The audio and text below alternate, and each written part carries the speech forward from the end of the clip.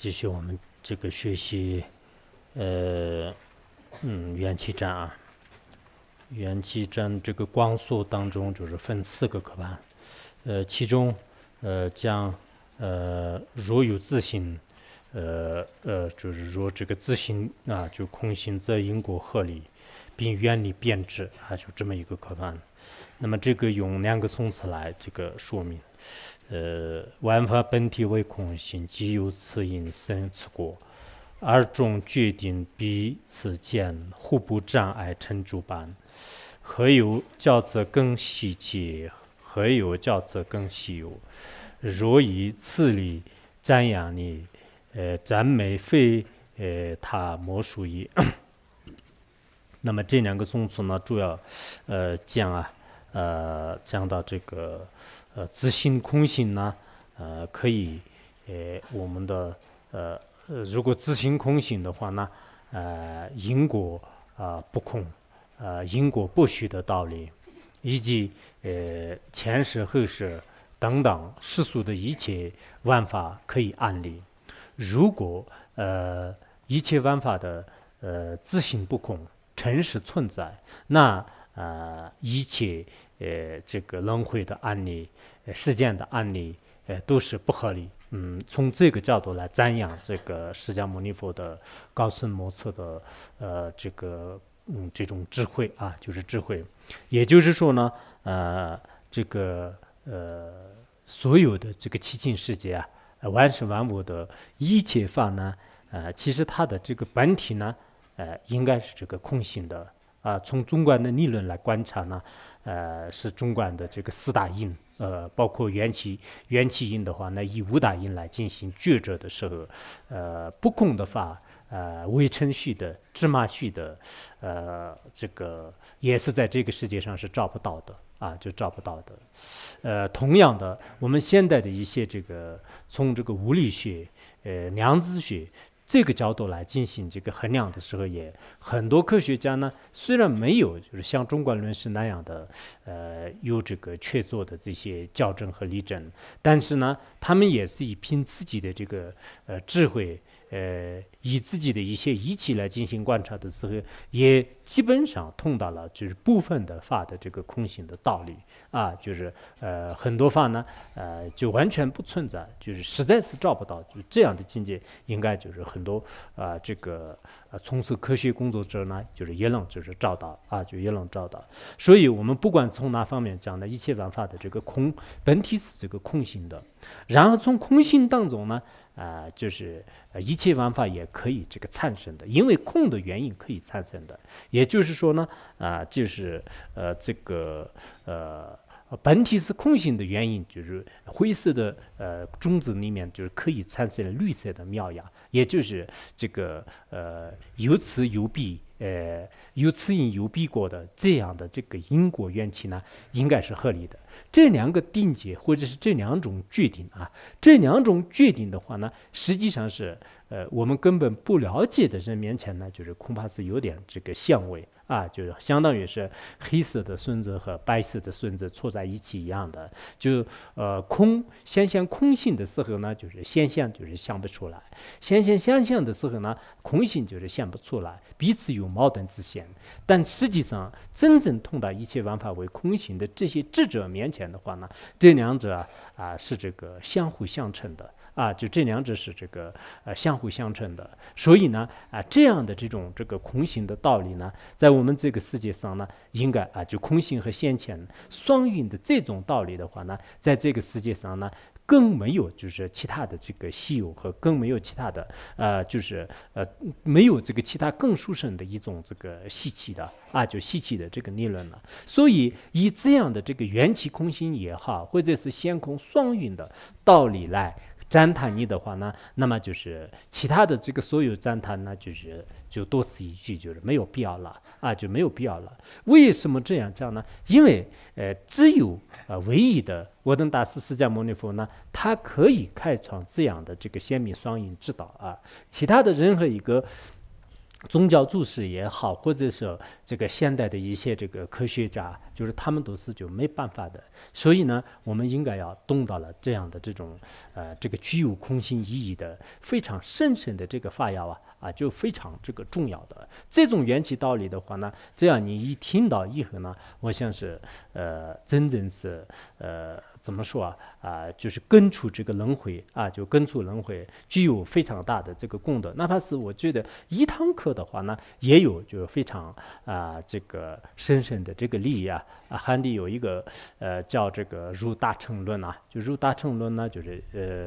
印度的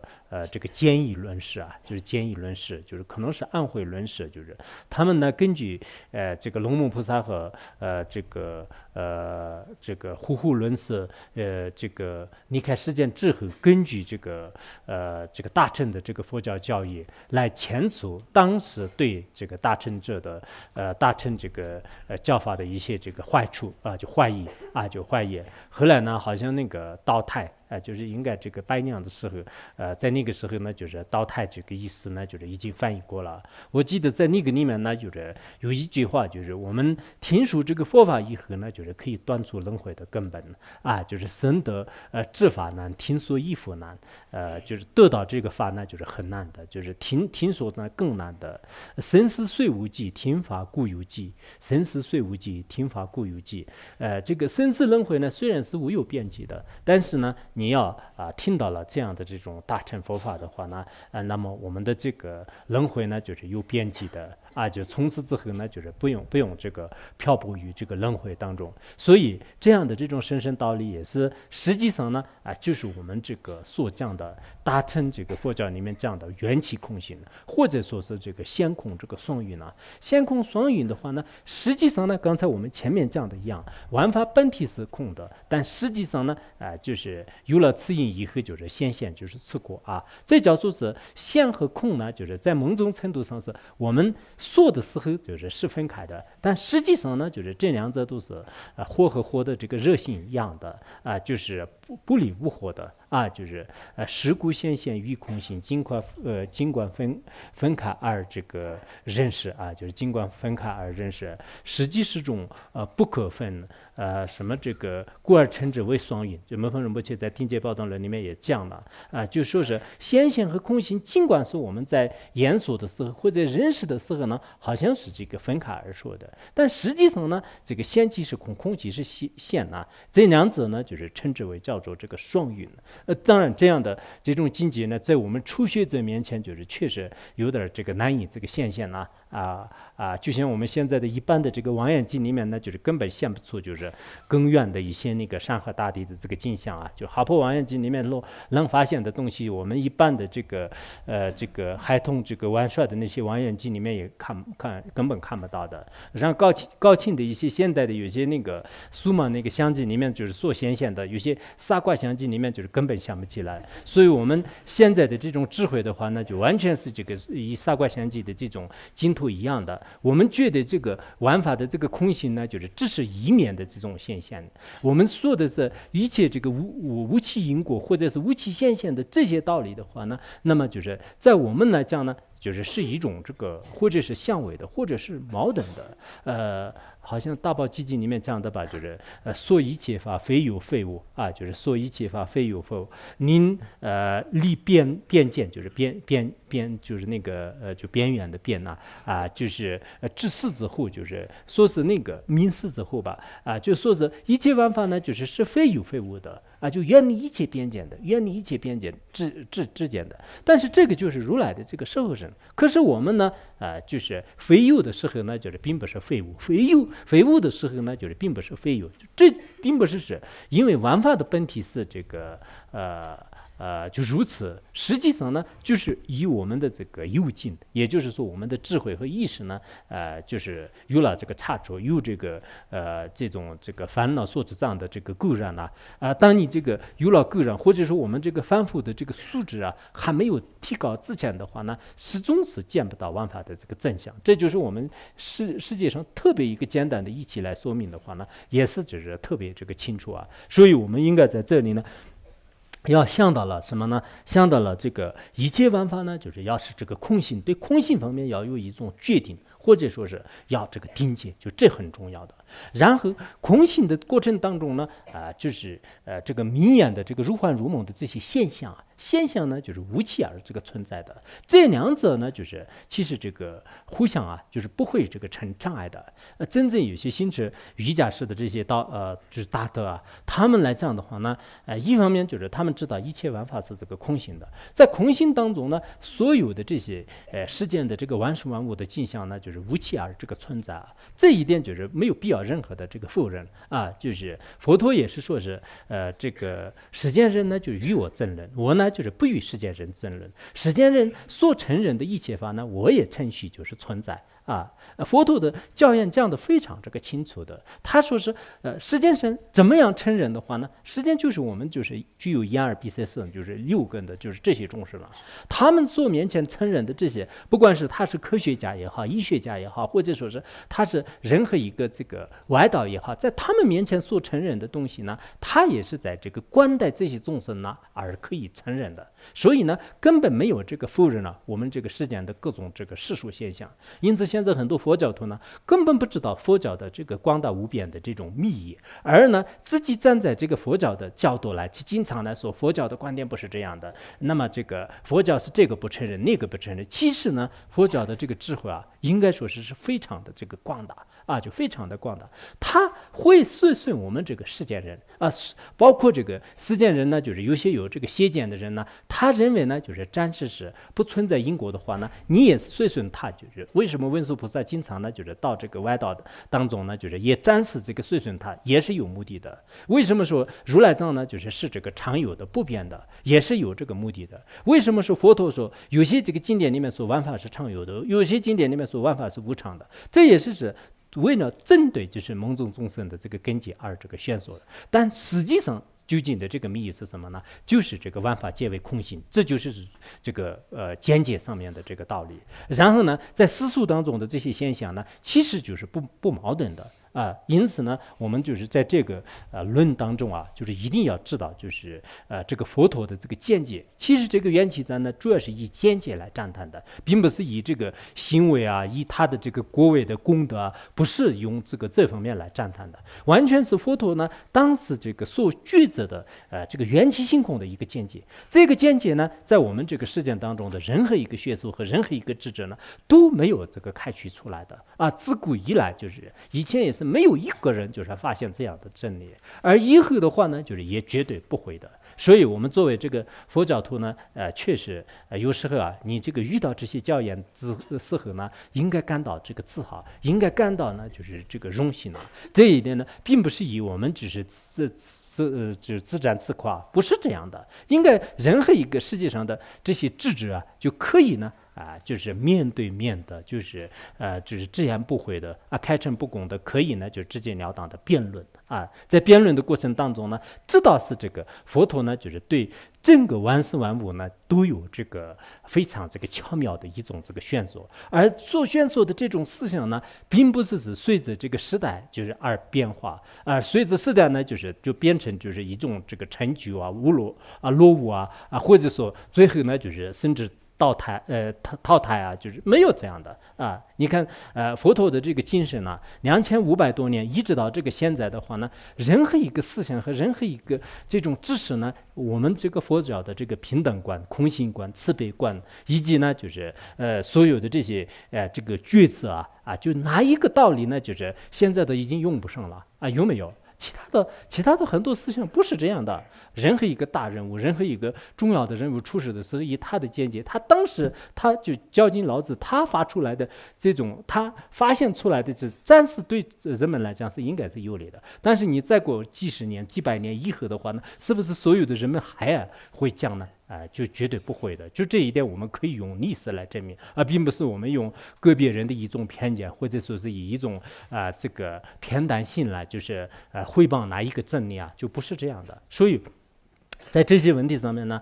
就是说这个为什么说这个唯一的这个缘起空性来赞叹你是最适合的？这是世界上所有的人都是没有发现的。而其他的这个赞叹呢，比如说你能入定很长时间呢，你的相好庄严呢，你能这个帮助这个许许多多的众生呢，这些也是虽然是佛陀的这个功德佛陀呢确实在所有的这些功德呢，就是全部都这个具足的。但是这些呢，从这个间接的角度来讲，是在这里并不是着重这个赞叹的，着重赞叹的。我们这个总而言之，一句话来概括的话呢，佛陀以你自己证悟了这个缘起空性的殊胜真理，并且呢，就是这样的这个真理呢，就是告诉这个世人就让这个历史上呢千千万万个这个众生呢，就是依靠你的这种真理呢，完全的是脱离了这个轮回，就得到了这个快乐我经常也就想到，我们这个佛教的真正的这些道理的话呢，就是并不是说是它是完全是一种这个信仰，你真正佛教的这些空性观呢，人们懂到了以后，逐渐呢，就减少了很多的这个痛苦就这一点是毫无疑问的就你不说什么大彻大悟，但是你对中观的基本的一些道理，比如说你对这个身体的执着有没有实在的意义，感情的执着有没有实在的意义，财富的执着有没有实在的意义，那么这些到底是不是这个如梦幻泡影那样这个空性呢？如果你从道理上或者说是从实修实证上呢，就稍稍的有一些感觉的话呢，那么就心态就已经放松下来狮子贤论是在那个什么那个仙居论还是在那个那么般若的一个这个教言当中讲呢，就是说是就是有缘的这个菩萨呢，就是得到这个空性意义的时候呢，就是心就完全就是放松下来了。现在为什么这个大城市里面的人就是那么这个紧张就是他的这个生活节奏那么快，每天都是就是拼命的干，想一想就想一想。但是这个是为什么呢？因为就都是为了自利，就是世有的执着，就归根结底就是这样的，就为自己的利而奔波，然后认为是一切万法都是这个世有的。那这样一来的话，最终呢就是带来的是什么的？本来人们认为是可能有财富有钱就是肯定会快乐的，拼命的寻找这个钱财，结果呢就是自己反而的成了这个钱财的这个奴隶以前我们就是经常说钱财奴隶不可能吧，人们就是钱财的主人，但是现在不是我卖一个房子就是可能买一个房子，现在大城市里面很多这个分期付款，就是20年当中每年就是还1万的，就是20年。那20年的我为了就是这个房子呢，就是一辈子给他当奴隶，就是打工就我为房子打工的，不是这个房子呢就是为我就提供方便不是这样的。同样的，其他的很多的这种钱财地位都是这样的。但是这些道理呢，就很多都是我们这个佛教的真理呢，并没有这个精通就人们呢就是觉得是就是无止境的一种这个欲望就是认为什么这个认为财是了为这个失望，就是人们都是为了就是这个钱财呢就是而这个奔波，最终呢就没有满足的这个心态当中呢就离开了这个世间。所以在这些道理上面呢如果我们好好的去思维以后才会明白的。如果你没有思维呢，光是你认为佛陀是这么说的，应该是吧？离苦得乐，口头上表面上这样说的话呢，不行的我们藏传佛教里面有一个优点是什么呢？就是喜欢这个辩论喜欢探讨在每个寺院里面，每个学院当中都是有这个就是自己拥有的所有的智慧，就是拿出来给别人就是辩论，迁出怀疑现在汉地呢，很多的寺院里面没有这种这个传统，我觉得这个很可惜的。很多人分别联合，怀疑很重的，但是呢没有这个机会呢，就是把这个怀疑就是不说出来，一说出来觉得是有点这个不好意思或者这样，但心里面就是满腹都是这个怀疑其实以后呢在汉地也是在各个道场和有些居士团体当中呢，应该作为知识分子的话，互相应该有一些这个探讨就是辩论或者说是有一些这个研讨的这个研讨会就开一些研讨会，就是然后从中呢应该就是对这个佛陀的这种真正的这个信心呢，就是要挖掘出来并不是口头上是佛陀是很伟大的，应该是伟大的吧因为佛陀说是轮回皆苦，应该是通过了，自己从来没有想到佛陀是到底是什么样的，怎么成为量师佛的，他所说的这些真理是为什么世人到目前为止只是一个字也是没有这个攻破的，原因是什么这些方面应该就是详细的思维就这样以后呢，我们对这个佛陀呢就是有这个真正的这个升起不退转的这个信心呢，就是不退转的信，作为智者的话，那就是升起不退转的这个信心。